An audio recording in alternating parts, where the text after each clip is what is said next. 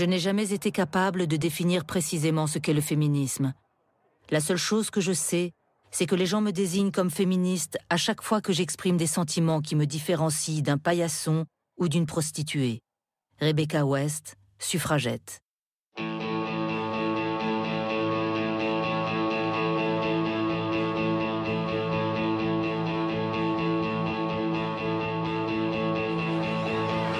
On a tous en mémoire les grandes révolutions qui ont construit nos démocraties d'aujourd'hui. La Révolution française, bien sûr, la Révolution anglaise, la lutte pour les droits civiques américains. Mais il est une révolution que l'on ne nomme jamais ainsi. La révolution des suffragettes. Celle qui a permis au Royaume-Uni d'accéder enfin au suffrage universel. Voici l'histoire de 5 de ces femmes. Selina Cooper, Millicent Garrett Fawcett, Emmeline Pankhurst, Teresa Billington Gregg et Emily Wilding Davison. Leur courage a changé des vies et leur combat a changé le cours de l'histoire.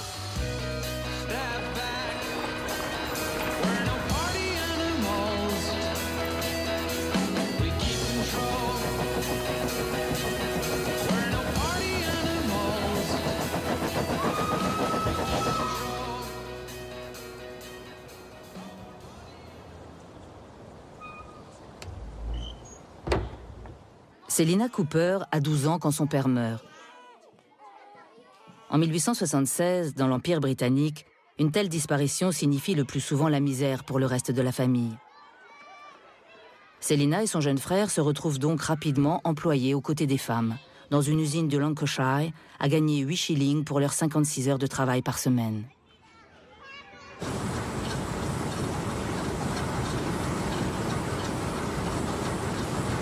À cette époque, le passage de l'enfance à l'âge adulte se fait en quelques heures. Selina découvre alors dans ses fabriques du nord de l'Angleterre toutes les raisons de son engagement à venir.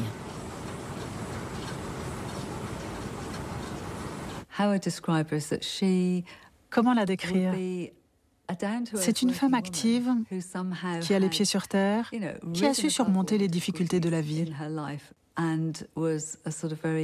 Une personne équilibrée, qui sait très bien ce qu'elle veut. Donc, quand elle veut le droit de vote, c'est essentiellement pour améliorer les conditions de vie des femmes.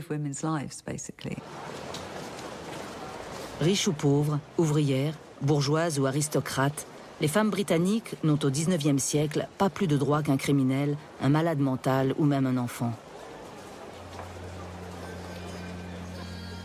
Elles n'ont pas accès aux institutions, et encore moins à l'éducation. Et quand elles travaillent à métier équivalent, elles ne gagnent que le tiers de ce que gagne un homme. Je crois que les gens oublient souvent à quel point les femmes étaient des citoyens de seconde classe à la fin du XIXe siècle en Grande-Bretagne et au début du XXe.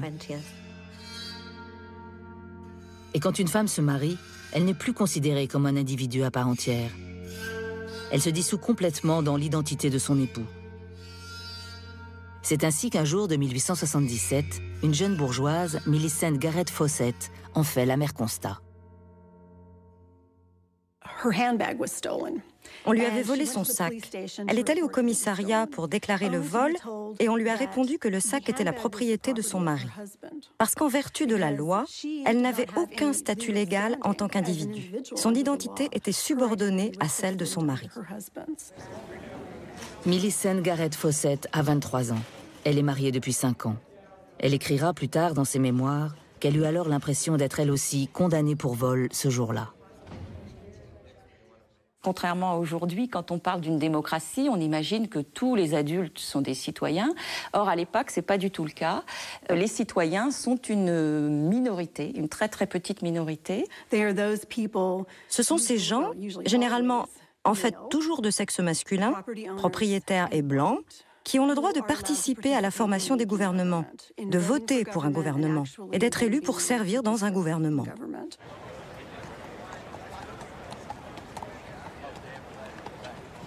À la fin du XIXe siècle, en effet, seules les classes aisées et propriétaires ont le droit de voter en Angleterre.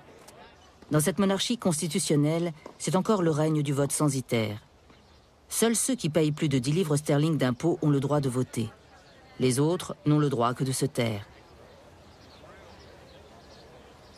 Et parmi les autres, il y a toutes les femmes, même celles qui payent plus de 10 livres d'impôts. Elles sont suffisamment riches, mais comme elles sont femmes, elles sont exclues. Donc le suffrage est non seulement censitaire, et même si au cours du temps ce seuil s'abaisse, les femmes, elles, quel que soit leur niveau de propriété, sont exclues parce que biologiquement, elles sont considérées comme inaptes au vote. Mais en 1884, les choses commencent à évoluer pour les femmes.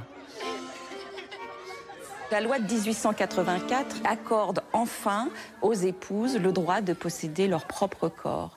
Et ça, c'est très important parce que si on possède son propre corps, on est donc individu, contrairement à l'esclave qui ne possède pas son corps. Donc on est individu et à partir du moment où on est individu, on peut prétendre à tous les autres droits. Millicent Garrett Fawcett s'engage donc pour le droit de vote des femmes.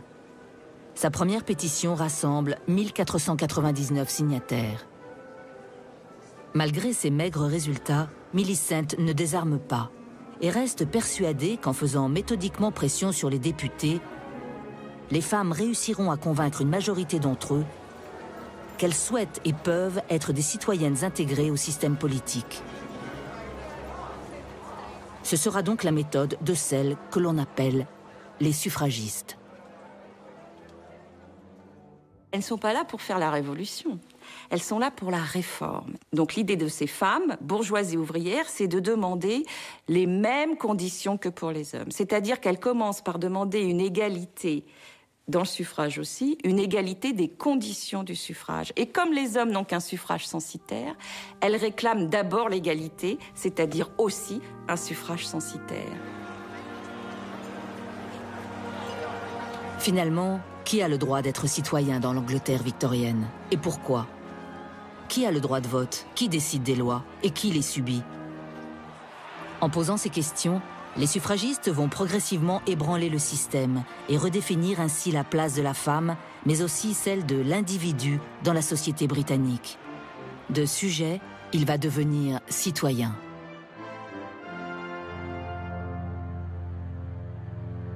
Mais le bras de fer est loin d'être gagné. Mary Ward, une romancière très populaire à l'époque et connaissance de Millicent Garrett Fawcett, s'engage dans la bataille, mais du côté des anti-suffragistes. L'enjeu est de taille. L'Empire serait menacé. En janvier 1889, elle convient donc avec le rédacteur en chef d'un journal conservateur de lancer un appel contre le mouvement pour le vote des femmes. Ce que le manifeste soutenait, c'est que le rôle des femmes était différent de celui des hommes en politique. Le Parlement s'occupait d'empire, de guerre, de relations internationales et de questions qui n'intéressaient pas vraiment les femmes. Donc les femmes n'avaient pas à voter au Parlement. Il y a cette idée qu'en raison de leurs aptitudes physiques, les hommes appartiennent à la sphère publique, la politique, le travail, et les femmes à la sphère privée. Il est inconcevable pour beaucoup d'hommes et de femmes de la fin du XIXe siècle que les femmes passent de la sphère privée à la sphère publique.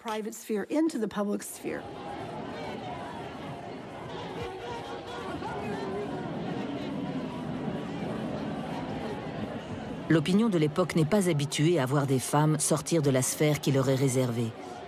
Quand elles osent s'exprimer en public, la sentence est implacable. Je pense que le mot hystérique vient simplement du fait que des femmes se passionnaient ouvertement pour quelque chose dans la sphère publique. Au XIXe siècle, les femmes qui s'écartaient un tant soit peu de la norme étaient toutes qualifiées d'hystériques. Donc on va les représenter avec des faces, des visages simiesques, on va les représenter avec l'habit dépenaillé. Donc elles seront déformées dans le corps et sur le visage, ce qui signifie qu'elles sont déformées dans leur tête et aussi dans leur corps au niveau de la reproduction puisqu'elles sont forcément stériles. Si les femmes s'occupent de politique, il n'y aura plus personne pour s'occuper du foyer et des enfants, et ce qui est évidemment un énorme problème, puisque à l'époque, la définition de la femme, c'est d'abord la définition d'une épouse qui va donc faire des enfants et s'occuper du foyer. Selina a maintenant 32 ans. En 1896, elle épouse Robert Cooper et donne naissance l'année suivante à un fils, John Ruskin. Mais le petit meurt d'une bronchite à l'âge de 4 mois. Selina ressort de cette tragédie, convaincue que l'immense difficulté des conditions de vie des ouvrières est responsable de la mort de son fils. Elle est emblématique des femmes de l'industrie textile, je crois.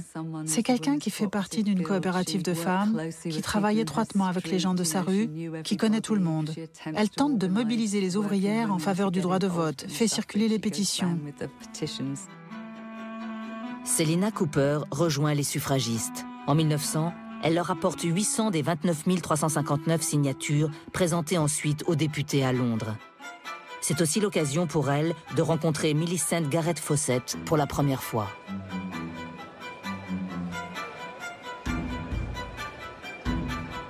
Millicent Garrett Fawcett se trouve en effet à la tête d'une toute nouvelle organisation qui réunit depuis 1897 toutes les sociétés suffragistes du pays en une seule fédération, l'Union nationale des sociétés pour le suffrage des femmes, The National Union of Women's Suffrage Societies, la NUWSS. On se dirige vers l'idée d'une campagne unique, mais aussi d'une organisation unique. Et donc, l'idée, forcément, est de rendre tout ça très, très efficace. Mais un événement apparemment lointain va bousculer la donne. À la fin du 19e siècle, des milliers de pionniers anglais émigrent vers l'Afrique du Sud, attirés par les immenses réserves d'or que l'on vient de découvrir dans la région. Mais les Afrikaners ne leur reconnaissent sur leur territoire que le droit de travailler et de payer des impôts. Les pionniers anglais font alors pression sur leur gouvernement qui immédiatement exige qu'ils soient reconnus comme citoyens à part entière et que leur soit octroyée l'égalité des droits. Les Afrikaners refusent.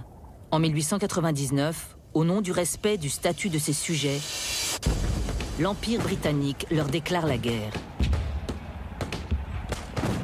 Les militantes pour le vote des femmes sont perplexes. Et elles observent ça, et elles commencent à se demander pourquoi et comment le gouvernement est prêt à mener une guerre pour la reconnaissance des droits de ces hommes, qui ne sont même pas sur le sol britannique, alors qu'ils refusent d'accorder ces mêmes droits aux femmes. Et elles font une sorte de raisonnement par analogie. Attendez, il serait donc parfois acceptable de s'opposer au gouvernement ? En fait, ce serait même un principe qui se défend et que notre propre gouvernement défend.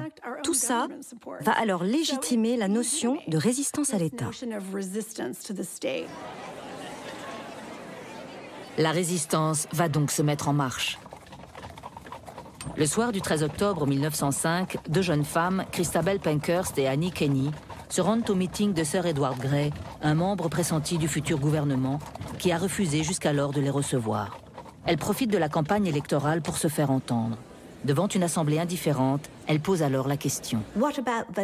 Et le droit de vote pour les femmes? Elles ont posé la question, l'ont présenté poliment à la réunion et aucune réponse n'a été donnée. Comme elles avaient déjà décidé de leur stratégie, elles se sont mises à crier « Et le droit de vote pour les femmes ?» Elles se sont fait brutalement éjecter de la salle par les gardiens. Et là, Christabel a décidé de cracher, comme ça, sur un policier, parce que c'était une infraction. Elles ont donc été arrêtées et emprisonnées. Christabel a écopé de 7 jours de prison et Annie de 5. Derrière ce coup d'éclat se cache la mère de Christabel, Emmeline Pankhurst.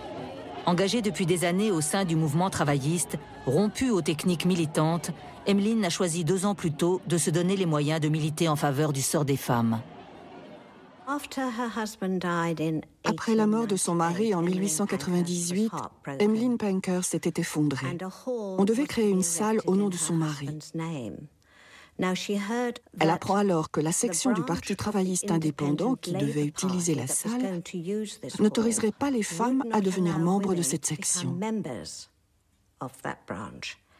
Le 10 octobre 1903, elle réunit chez elle un certain nombre de femmes, dont des socialistes locales qui étaient très pauvres.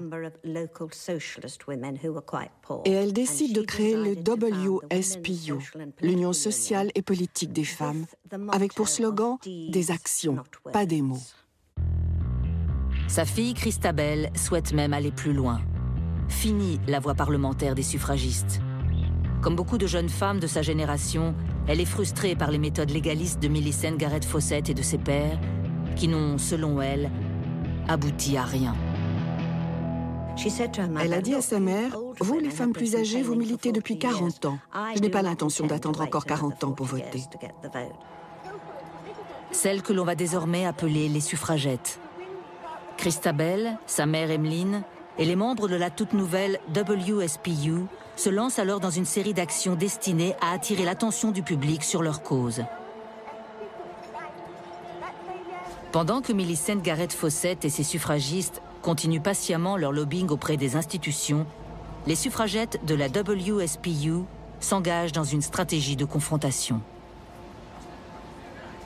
La stratégie qui s'annonce, c'est qu'elles vont chercher à ce qu'on parle d'elles tout le temps, y compris quand c'est en mal. Et donc, elles n'ont aucun état d'âme sur les publicités négatives. Tant que c'est de la publicité, elles prennent.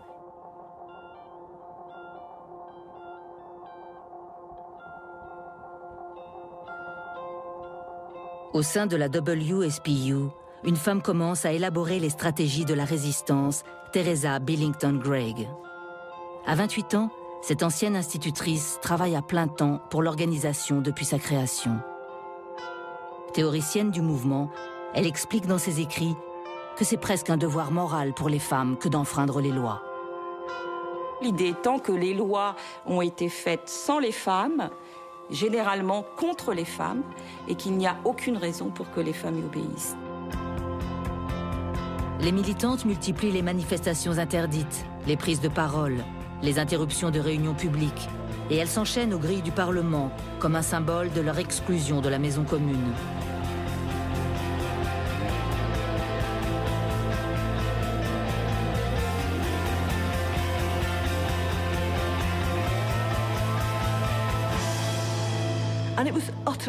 C'était profondément choquant. C'était inouï que des femmes se comportent ainsi. Mais ça a mis la question du vote des femmes au centre de l'agenda politique, comme jamais auparavant. Toutes ces femmes respectables, qui avaient travaillé si dur en coulisses, avaient été si faciles à ignorer. Or, le mouvement des suffragettes n'était pas facile à ignorer. Il était impossible de l'ignorer. Millicent Garrett Fawcett, chantre des méthodes constitutionnalistes de la NUWSS, n'approuve évidemment pas la stratégie perturbatrice des militantes suffragettes de la WSPU, mais reconnaît que cette toute jeune organisation en a plus fait pendant ces 12 derniers mois pour hisser la cause dans la sphère politique, écrit-elle, que nous ne l'avons fait dans le même nombre d'années. Suffragistes, suffragettes, deux stratégies, deux organisations phares pour un même combat. Ces deux leaders étaient totalement différentes. Elles ne collaboraient pas ensemble. Elles représentaient deux ailes distinctes du mouvement des femmes, les constitutionnalistes et les activistes. Même si les méthodes et les avis divergent, Millicent se refuse à toute critique publique, tout au moins dans un premier temps.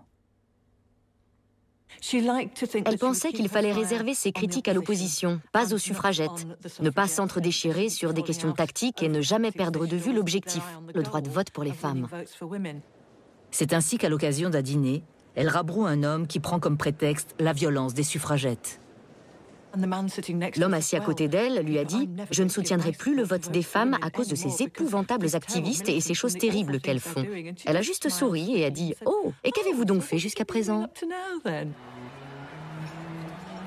Millicent et ses suffragistes continuent de croire en leurs méthodes pondérées et légales. Mais déterminées elles aussi à frapper un grand coup, elles organisent la toute première manifestation pacifique de masse du mouvement. Le 7 février 1907, une foule de 5000 femmes traverse Londres de Hyde Park à Exeter Hall. Dans le froid, sous la pluie, les pieds dans la boue, des milliers de badauds se pressent au long de la procession. Le spectacle de ces femmes de toutes origines, de tous âges, est inédit. Un journaliste du Guardian écrit le lendemain: « Personne ne peut supposer que les femmes qui ont pris part à cette marche l'ont fait pour le plaisir. Cela demande quelque courage de sortir de son boudoir pour défendre une cause probablement jugée par la plupart de leurs proches comme méprisable et de se voir traiter ensuite dans les journaux de suffragettes. »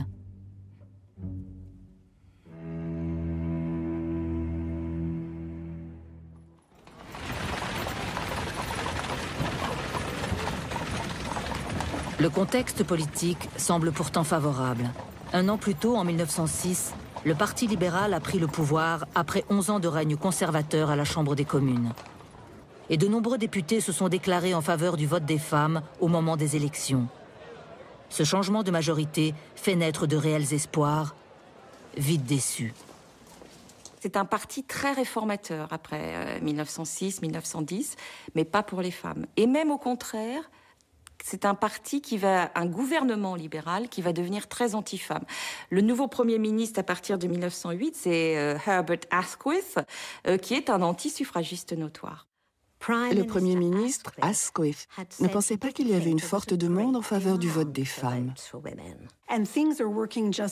Et tout va très bien, merci, inutile de changer quoi que ce soit. Les femmes sont représentées indirectement par les hommes au Parlement, elles n'ont pas besoin de représentation directe.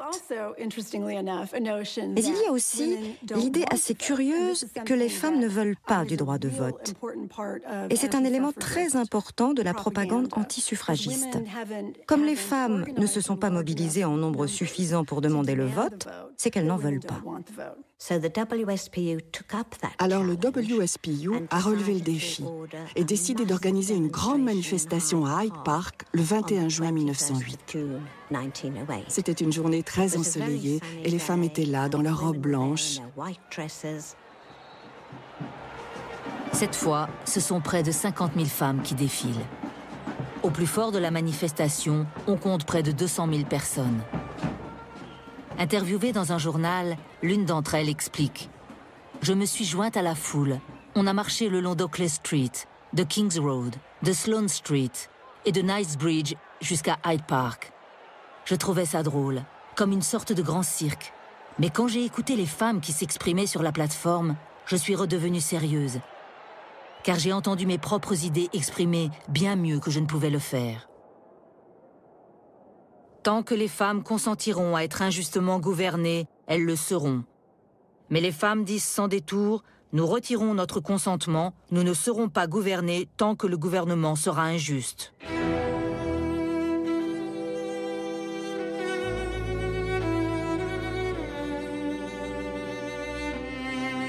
Et pourtant, le gouvernement libéral reste sourd aux demandes de ces dizaines de milliers de femmes. Les autres partis, conservateurs et travaillistes, semblent également rechigner à s'engager clairement en faveur de leurs droits.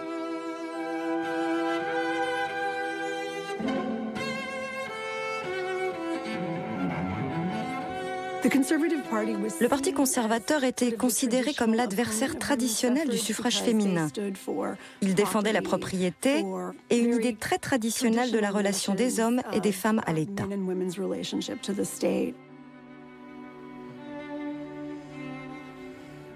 Au sein du tout jeune Parti travailliste, la bataille n'est pas gagnée non plus. Priorité au droit de vote des seuls hommes ou droit de vote universel pour tous et toutes, avec le risque que le Parlement rechigne encore plus longtemps à franchir ce pas de géant. Le problème était que cela oblitérait la question de la classe sociale.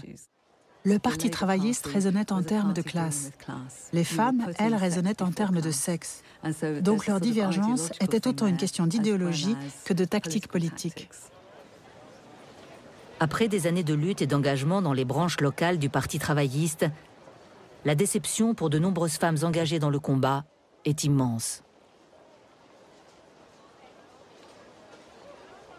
Elles découvrent que le groupe censé être leur allié le plus farouche n'est pas de leur côté et ne veut pas travailler avec elles. Parmi elles, Selina Cooper, Emmeline et Christabel Pankhurst, toutes vont se détourner de leur engagement travailliste et se consacrer plus encore au combat pour le droit de vote des femmes. Emmeline présente même sa démission du mouvement auquel elle a été fidèle plus de 14 ans. Mais la WSPU des suffragettes n'est pas épargnée par les démissions. Le caractère d'Emmeline Pankhurst, sa manière autocratique de diriger son organisation, ses méthodes violentes déplaisent à certaines de ses premières adeptes, dont Teresa Billington Gregg. Teresa fait sécession et crée la WFL, la Women's Freedom League, la Ligue pour la liberté des femmes. Cette nouvelle organisation préfère la résistance passive à la violence et prône d'autres types d'actions. Les femmes n'étant pas considérées comme des citoyennes comme les autres, elles refusent donc de participer au recensement de la population. Et les femmes n'ayant pas le droit de vote, mais étant taxées en revanche comme les autres, elles refusent donc de payer leurs impôts. Une chose est sûre, qu'elles soient en résistance civile comme Teresa Billington Gregg, légaliste comme Millicent Garrett Fawcett ou militante active comme Emmeline Pankhurst, le gouvernement n'a pas fini d'entendre parler d'elle. Les femmes multiplient les actions et la police les arrestations.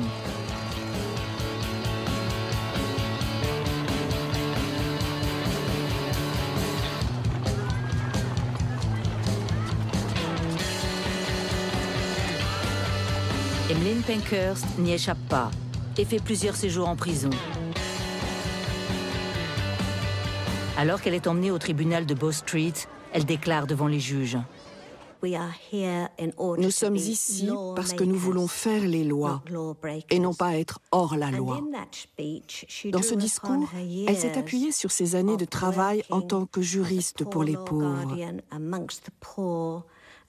Elle a parlé de la condition des femmes pauvres, écrasées par le poids des naissances. Et elle a expliqué que le vote parlementaire pour les femmes rehausserait leur statut social et les sortirait de leurs conditions inférieures. Les organisations se rendent vite compte que ce genre de procès leur offre une plateforme d'expression aussi puissante qu'un meeting de plusieurs millions de personnes.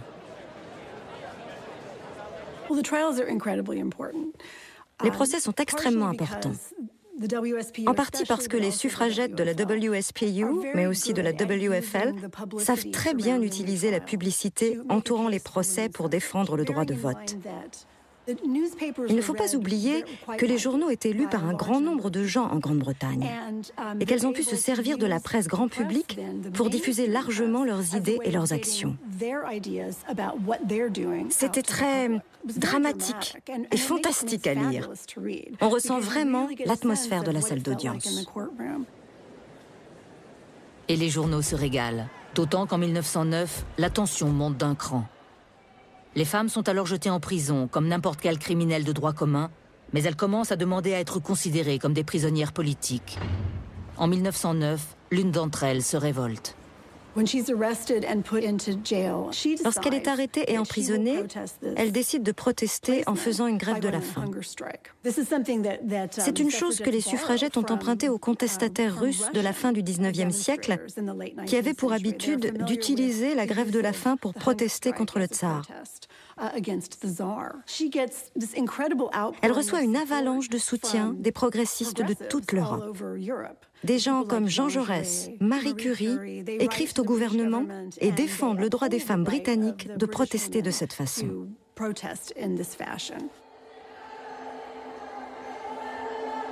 Pour la première fois cette année-là, la grève de la faim devient un outil de lutte. Face à leur multiplication, au mois d'août 1909, Herbert Gladstone, le ministre de l'Intérieur, prend la décision que les prisonnières ne doivent plus être autorisées à refuser la nourriture, ne doivent plus être libérées et que les autorités doivent intervenir. Le gouvernement décide alors que les suffragettes seront nourries de force. Tous les récits de ces femmes ayant été forcées sont les mêmes.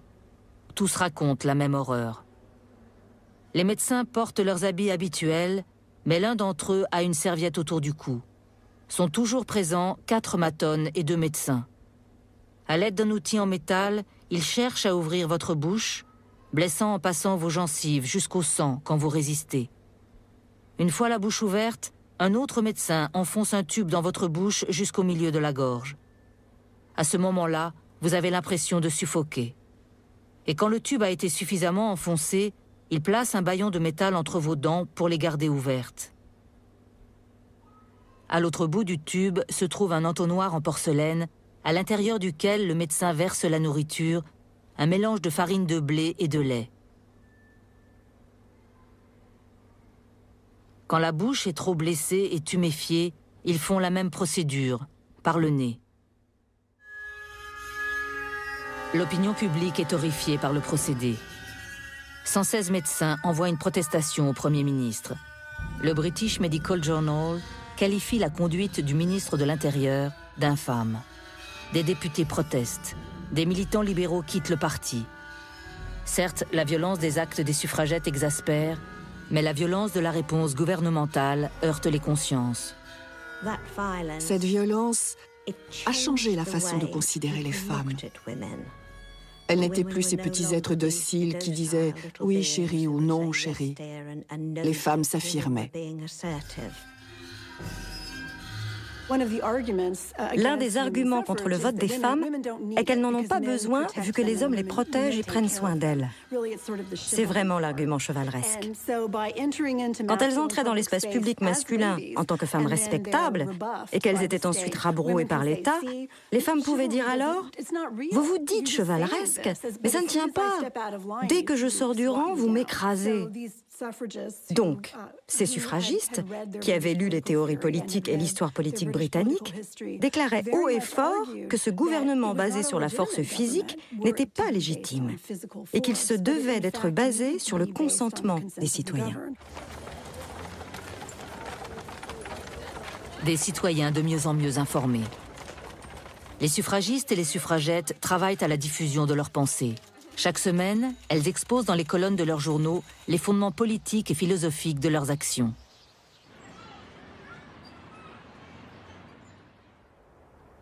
Du plus petit village du Dorset jusqu'aux grandes villes du Nord, les points de vue féministes commencent à être entendus. C'est généralement admis par les historiens du suffrage que 1910 est un tournant où le pays considère, dans sa grande majorité, pour des raisons très diverses, que les femmes doivent avoir le vote dans les mêmes conditions que les hommes. Cette année-là, suffragistes et suffragettes recensent 290 000 supporters.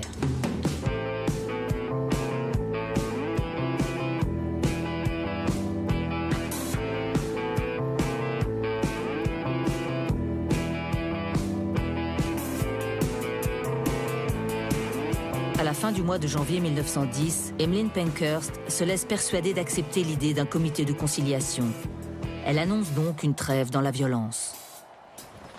Au printemps, députés, suffragistes et suffragettes s'entendent sur un projet de loi qui pourrait donner dans un premier temps le droit de vote à 1 million de femmes. Ainsi obtiendront-ils peut-être le soutien d'une large majorité au Parlement. Millicent Garrett Fawcett, consciente de la fragilité de cette opportunité, avertit le Premier ministre Lord Asquith. « Attention, si les espoirs sont déçus, la violence recommencera. » Le 18 novembre, alors que le Parlement est réuni, Lord Asquith déclare que les négociations avec la Chambre des Lords sont rompues et ne fait aucune mention du projet de loi concernant le vote des femmes qui s'en trouve abandonné. En entendant la nouvelle, Emmeline Pankhurst, à la tête d'un cortège de 300 femmes réunies pour l'occasion à Caxton Hall, décide de se diriger vers le Parlement. La suite est entrée dans l'histoire sous le triste nom du Vendredi noir. Ce jour-là, la répression policière est d'une extrême brutalité envers les manifestants. Les policiers, sous les ordres du nouveau ministre de l'Intérieur Winston Churchill, arrêtent plus de 100 femmes et 4 hommes, mais ferment les yeux quand des badauds s'en prennent aux militantes. La sœur d'Emmeline Pankhurst, Mary Clark, a participé à la manifestation du Vendredi noir et a été brutalisée par la police.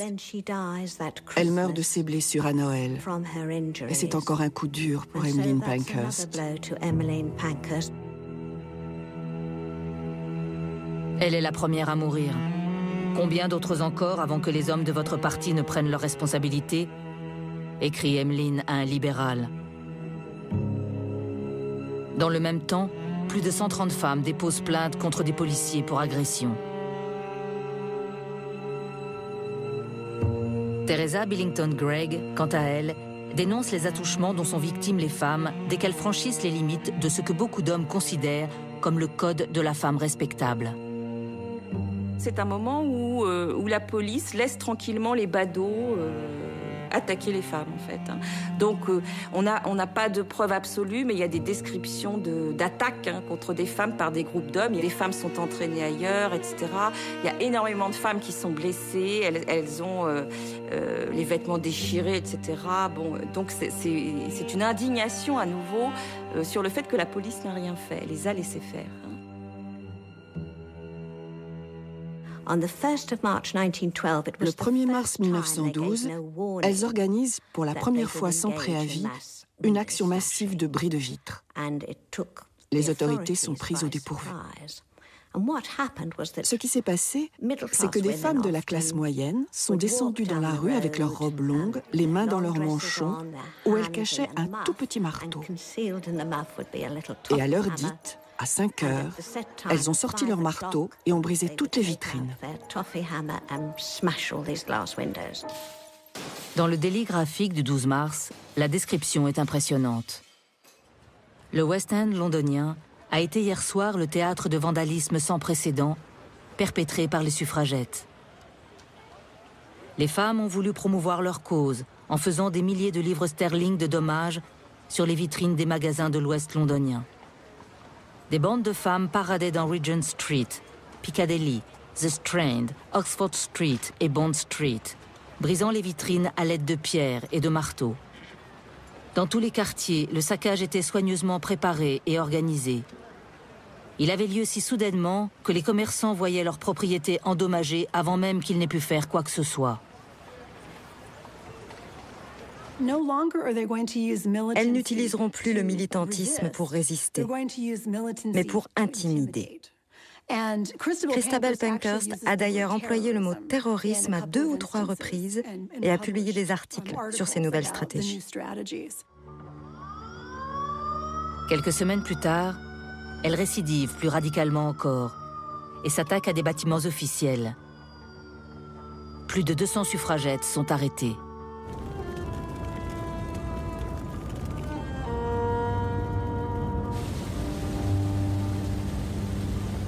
Les suffragistes s'inquiètent et surtout ne comprennent pas cette stratégie jusqu'au boutiste.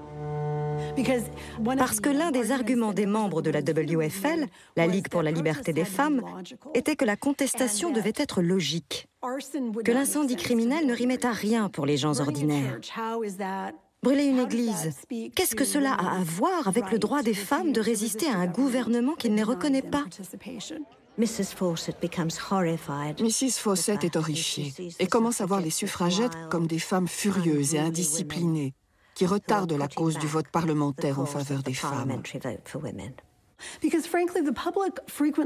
faut dire que souvent, le public ne distinguait pas les organisations entre elles, ce qui était un énorme problème pour la NUWSS, l'Union nationale des sociétés pour le suffrage des femmes. C'était arrivé au point où, quand elles faisaient des réunions publiques, comme les gens croyaient que c'était des suffragettes, ils leur jetaient des pierres et des œufs pourris. Et elles n'arrivaient pas à leur faire comprendre qu'elles n'étaient pas celles qu'ils voulaient attaquer.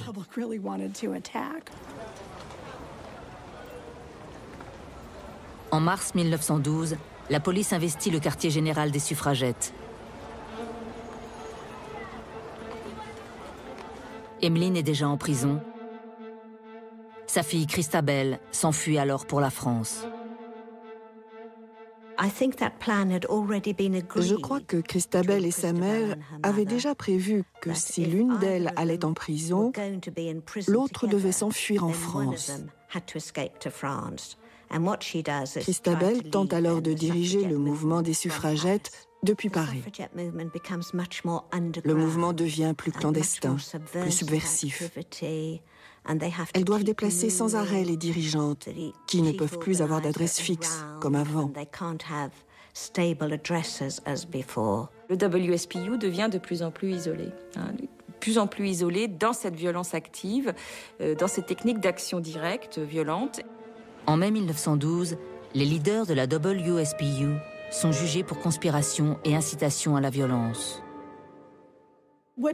La réussite de ce procès tient dans le fait que la défense de la WSPU ou des suffragettes parvient à convaincre les jurés que si les accusés sont techniquement coupables, elles ne le sont pas moralement. Et le jury accepte en gros la distinction que les suffragettes font depuis une décennie entre l'esprit et la lettre de la loi. Le jury dit en substance « Oui, vous conspirez, mais vous conspirez parce que vous êtes attaqué par le gouvernement qui ne veut pas vous écouter et que vous n'avez pas d'autre recours. » C'est vraiment génial, je trouve. Mais c'est la dernière fois, parce que cela arrive au moment où la violence de la WSPU va encore s'intensifier. Et la pression sur le gouvernement s'accroît aussi. En 1913, conscient que les grèves de la faim et le gavage forcé des suffragettes ne font que nuire à son autorité, le gouvernement fait voter une nouvelle loi qui va ne faire qu'aggraver les choses, une suspension de peine temporaire que les suffragettes surnomment le Cat and Mouse Act.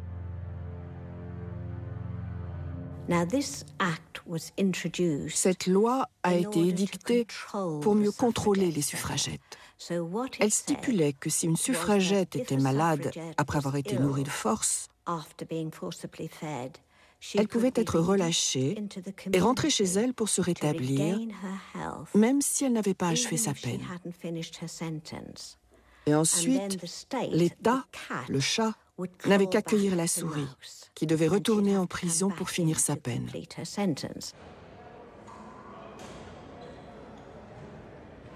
Emily Wilding Davison n'aura pas l'occasion de retourner en prison. Le matin du 4 juin 1913, Emily, jeune militante dévouée de la WSPU, prend le train pour Epsom Downs, où a lieu ce jour-là le derby royal.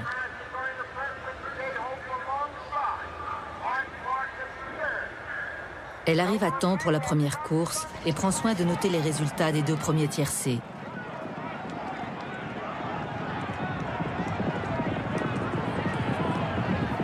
Puis soudain, lors de la 3e course, au niveau du virage de Tattenham, elle se faufile entre les barrières et se jette sous les sabots du cheval qui court pour le roi.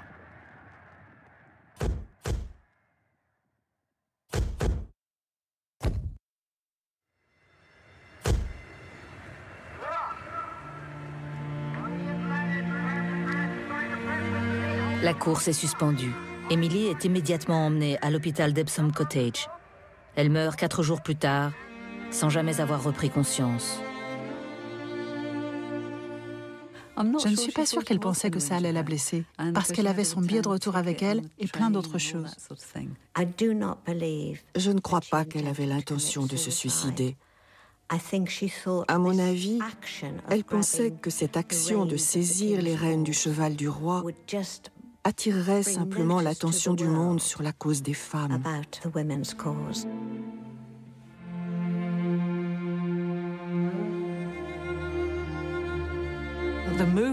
Le mouvement, c'était chercher une martyre et ce fut elle. Que cela a été planifié ou pas, nous ne le saurons jamais.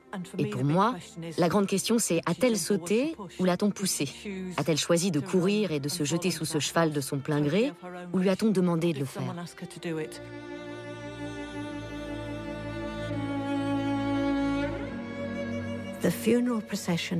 Les funérailles d'Emily Wilding Davison, morte au Derby, ont été l'un des événements les plus spectaculaires jamais organisés par les suffragettes. On estime que 250 000 à 300 000 personnes bordaient la route pour voir passer son cercueil.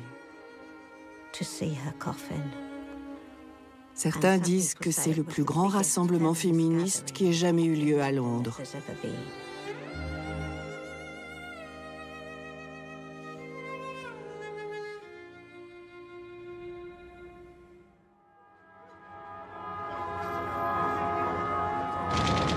Mais en 1914, les suffragettes sont dans une impasse. Les préoccupations des Britanniques sont tout autres. Le Royaume-Uni s'engage dans la Première Guerre mondiale.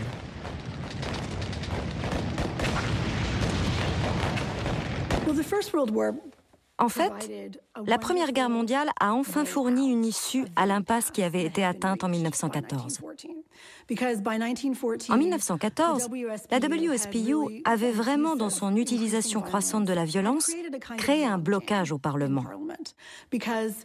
Si le Parlement accordait leurs droits aux femmes parce qu'elles étaient des terroristes, ce n'était pas un très bon exemple pour le suffrage démocratique.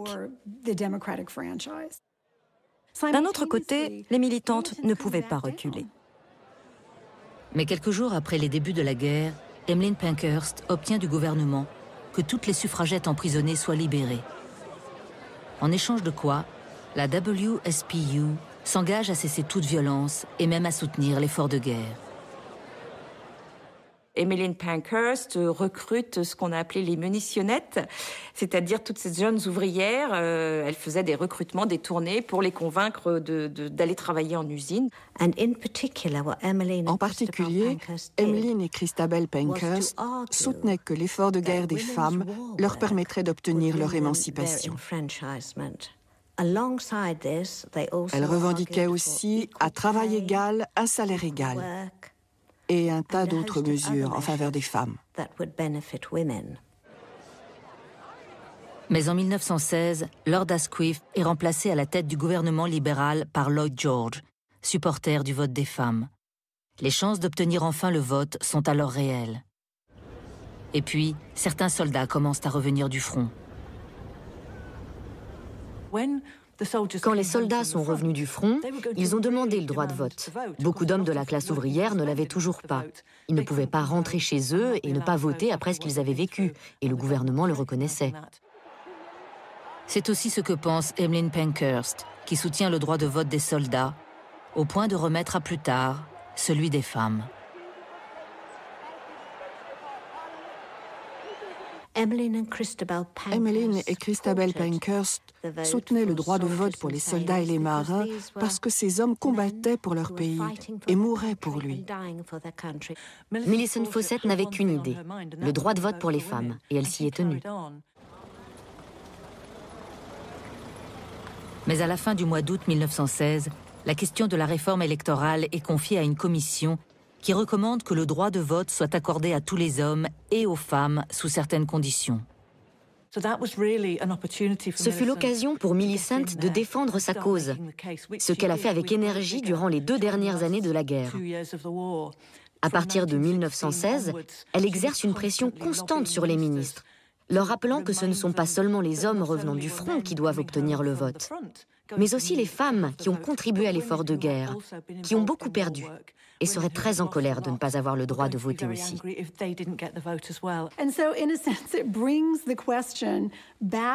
On en revient à la question des femmes d'une façon qu'ils avaient cru pouvoir éviter.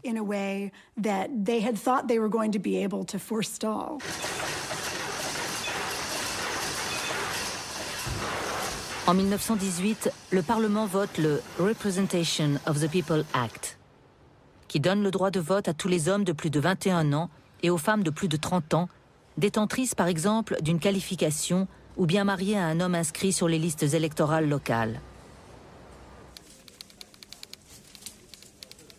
Cette loi augmente le nombre de votants de 2 millions pour les hommes et de 6 millions pour les femmes. Bien sûr que la guerre devient l'occasion d'introduire une dose de suffrage féminin. Mais dire que la guerre est à l'origine du droit de vote des femmes, c'est sous-estimer l'importance des 50 années de combat qui l'ont précédé. 50 années de combat qui ont permis d'intégrer des femmes dans les instances locales ou régionales, qui ont démontré qu'elles étaient capables d'agir en tant que citoyennes, même si elles n'en avaient pas les droits. Il y a eu une période tellement longue, d'éducation presque, de changement de perception de l'opinion, qu'honnêtement, au moment où certaines femmes ont obtenu le vote en 1918, ça semblait si tardif que ce n'était même pas extraordinaire. Et de nombreuses femmes l'ont ressenti comme ça. En juillet 1928, une seconde loi est votée au Parlement à une très large majorité. Celle-ci déclare la